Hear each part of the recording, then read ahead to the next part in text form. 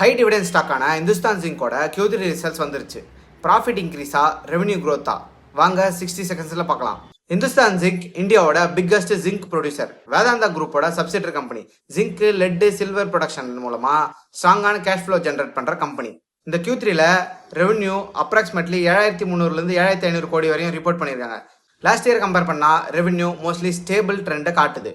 Global zinc price fluctuation growth கொஞ்சம் slow பண்ணியிருக்கு. Net profit approximately 2200 crore ரேஞ்சில் இருக்கு.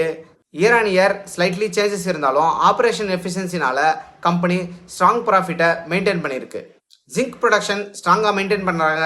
சில்வர் ப்ரொடக்ஷனும் ஏர்னிங்ஸ்க்கு சப்போர்ட் கொடுக்குது. எபிட்டா மார்ஜின் அப்ராக்சிமேட்லி 45% ரேஞ்சில் ஸ்ட்ராங்காக இருக்குது. இது கம்பெனியோட எஃபிஷியன்சியை காட்டுது. இந்துஸ்தான் ஜிங்கோட டிவிடெண்ட் ஈல்டு அப்ராக்சிமேட்லி 6 to 7% ரேஞ்சில் இருக்குது. ஸ்ட்ராங் கேஷ் ஃப்ளோனால டிவிடெண்ட் எக்ஸ்பெக்டேஷன்ஸ் இன்வெஸ்டர்ஸ் கிட்ட ஹையாக இருக்குது. ஆனால் commodity cycle risk always consider பண்ணுங்க. ஓவராலாக இந்த Q3 ரிசல்ட்ஸ் ஸ்டேபிள் பர்ஃபார்மன்ஸ் அப்படின்னு சொல்லலாம். இந்த வீடியோ பிடிச்சிருந்தா லைக் பண்ணிக்கோங்க. இந்த மாதிரியான ஃபினான்ஷியல் கண்டென்ட்டுக்கு நம்ம சேனலை ஃபாலோ பண்ணிக்கோங்க.